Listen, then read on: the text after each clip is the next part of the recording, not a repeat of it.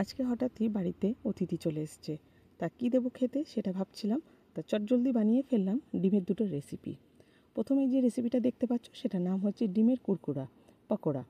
আর second একটা recipe বানিয়েছি সেটাও ডিম দিয়ে, সেটার নাম হচ্ছে ডিমের কবিরাজি।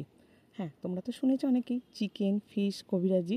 আজকে বাড়িতে বানিয়ে তোমাদেরকে দেখাবো কিভাবে ডিমের কবিরাজি বানাতে হয়।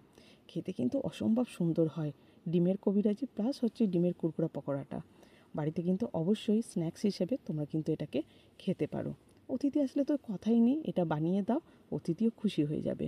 তাহলে চলো ঝটপট করে শুরু করে ফেলি আজকের এই দুটো রেসিপি দিয়ে। সবথেকে প্রথমে আমি এখানে ভেজিটেবলগুলো কেটে নিচ্ছি। তা টমেটোটাকে একদম ছোটো ছোটো কিন্তু স্লাইস করে কাটতে হবে। যতটা পারবে ছোট করবে, তবেই কিন্তু ডিমের যখন এই কবিরাজিটা বানাবো সেটাতে কিন্তু খুব সুন্দর লাগবে খেতে। আচ্ছা, একটু বার করে নিলাম কিছুটা ক্যাপসিকাম। আর ক্যাপসিকামটা তো কাটাই ছিল আমার। তা আমি এবার তোমাদেরকে যেটা দেখাচ্ছি সেটা হচ্ছে অনিয়নটা, মানে পেঁয়াজটা একটু কুচি কুচি করে কেটে নিচ্ছি। সবগুলো কিন্তু খুব মিহি করে কাটবে, তবেই কিন্তু ভেজিটেবলসগুলো খেতে কিন্তু অমলেটের সাথে খুব ভালো লাগবে। এবার আমি এর মধ্যে একটু কাঁচা লঙ্কা দিয়ে দিচ্ছি। কাঁচা লঙ্কা ঝালটা কিন্তু যে যেমন খাবে সেরকমই দিও। তা ভেজিটেবলসগুলো এবার পাশে রেখে দিচ্ছি। এদিকে আমি ডিমটা সিদ্ধ বসিয়ে দিচ্ছি। ডিমটা সিদ্ধ বসিয়ে দিয়ে আমি অন্যান্য কাজগুলো করে নেব। তাই অন্যান্য কাজ বলতে ভেজিটেবলসগুলোকেই কেটে নিচ্ছিলাম।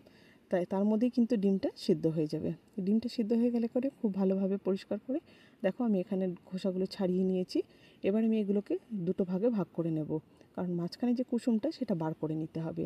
এই কুসুমটা দিয়ে কিন্তু একটা আলাদা রেসিপি বানাবো। তা সেজন্য আমি এইরকম কিন্তু দুটুকরো করে নিচ্ছি ডিমটাকে। কুসুমগুলোকে দেখো আমি ঠিক এইভাবে বার করে নিচ্ছি। একটু সাবধানে বার করবে, নাহলে ডিমগুলো কিন্তু ভেঙে যাবে। তা কুসুমগুলো বার করে আলুটার সাথে খুব ভালোভাবে মাখাতে হবে। তবে তার মাঝে আমি কিছু দিয়ে দেবো আরও কিছু বেসিক মশলা, যেমন হচ্ছে স্বাদমতো একটু নুন দিচ্ছি, আর একটু ঝালের জন্য দিচ্ছি এখানে চিলি ফ্লেক্স, আর চটপাটা বানাবো বলে এখানে দিয়ে দিচ্ছি বেশ খানিকটা চাট মশলা। তবে চাট মশলাটার পরিবর্তে তোমরা কিন্তু আমচুর পাউডারও ব্যবহার করতে পারো। এই সমস্ত উপকরণগুলোকে দিয়ে কিন্তু খুব ভালোভাবে এটাকে মাখিয়ে নিতে হবে। একদম যতটা পারবে মিহি করে কিন্তু মাখাতে হবে, মানে একেবারে স্মুথ যেন হয়, খেতে কিন্তু তখনই ভালো লাগবে। আচ্ছা, একটু করিয়েন্ডার মানে লিফ দিলাম, মানে ধনে পাতা দিয়ে দিচ্ছি, যাতে করে এর মধ্যে ফ্লেভারটা ভালো আসে। এবার ব্যাস এই স্টাফিংটা রেডি হয়ে গেছে। স্টাফিংটাকে আমি একটা দিয়ে দেবো এরকম পাইপিং ব্যাগের মধ্যে। এটা পরে তোমাদেরকে দেখাবো কিভাবে ব্যবহার করব। আচ্ছা, এবার চলো আমি যেটা দেখাচ্ছি সেটা হচ্ছে এই যে ডিমের সাদা অংশগুলো রেখেছিলাম সেগুলোকে কোটিং করতে হবে। তার জন্য আমি একটা পাত্রে নিয়েছি দেখো ডিম নিয়েছি একটা, আর একটা পাত্রে নিয়েছি মুড়ি গুঁড়ো। কর্নফ্লেক্স নেই, আমি তার পরিবর্তে মুড়ি ব্যবহার করছি। আচ্ছা, এবার এর মধ্যে স্বাদমতো একটু নুন আর দিয়ে দিচ্ছি একটুখানি গোলমরিচ গুঁড়ো। এবার সব কিছু দিয়ে খুব ভালোভাবে দুটো জিনিসকে মিক্স করে নিতে হবে। ড্রাই ইনগ্রিডিয়েন্টসটাকেও আর এই ওয়েট ইনগ্রিডিয়েন্টসটাকেও দুটোকে আমি মিক্স করে নিচ্ছি। এভাবে মিক্স করে নিয়ে এবার আমি এই যে সাদা অংশটা সেটাকে আমি কোটিং করে নেব। প্রথমে ডিমের গোলার মধ্যে দেখো কোটিং করছি, তারপরে আমি শুকনো মুড়িটার মধ্যে কোটিং করে নিচ্ছি, দিয়ে এটাকে এইভাবে রেখে দিতে হবে। আশা করছি এই ইউনিক রেসিপিটা তোমরা কখনোই কেউ ট্রাই করোনি। বাড়িতে অবশ্যই বলবে একবার ট্রাই করো।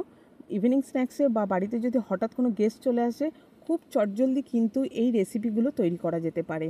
আর বাড়িতে তো সকলেরই ডিম থাকে, তাই আশা করছি অসুবিধা কারোরই হবে না।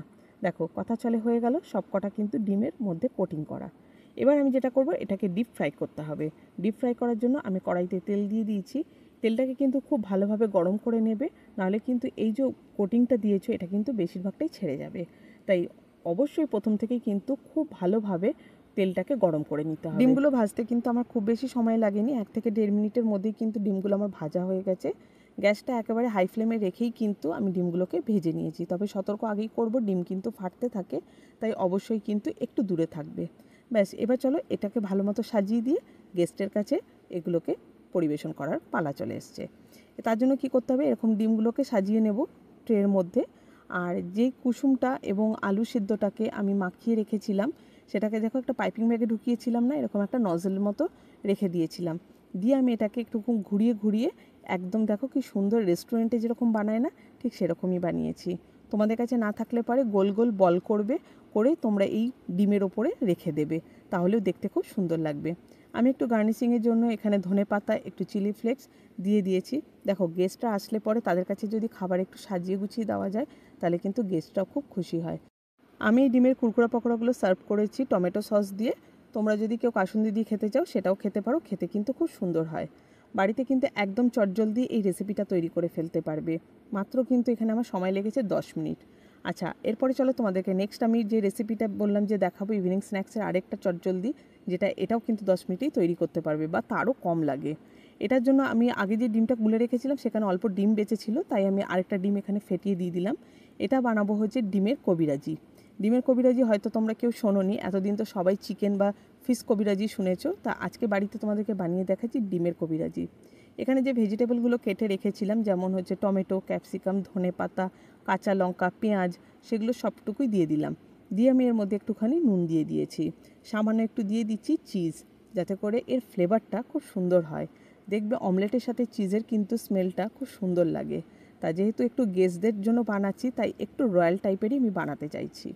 তা চলো এটাকে ঘষে ভালো মতো আমি একটু চিজটা দিয়ে দিলাম। দিয়ে আমি সমস্ত উপকরণগুলোর সাথে ডিমটাকে একসাথে গুলে নিচ্ছি। যেমন অমলেটের ডিমগুলো ঠিক সেরকমভাবেই গুললে হবে।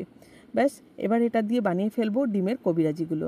তবে হ্যাঁ, তার আগে আরেকটা ছোট্ট কাজ বাকি আছে। এখান থেকে কিছুটা আমি ডিমের গোলা তুলে নিচ্ছি। যারা তোমরা ফিশ কবিরাজি বা চিকেন কবিরাজি খেয়েছো, দেখবে ওর ওপরে একটা জালির মতো কিন্তু লেয়ার থাকে। তা সেই জালির মতো লেয়ারটা তৈরি করবে কিভাবে, সেটাই তোমাদেরকে দেখিয়ে দিচ্ছি। আচ্ছা, এখানে আমি যে ডিমের গোলাটা তৈরি করেছি তার মধ্যে আমি কিন্তু কিছুটা কর্নফ্লাওয়ার, কিছুটা ময়দা দিয়েছি। 1 টেবিলস্পুন করে দিলেই চলবে কিন্তু এর সাথে। আর কিছুটা জল দিচ্ছি, যাতে করে এই যে ঘনত্বটা রয়েছে, ঘনত্বটা একটু পাতলা হয়।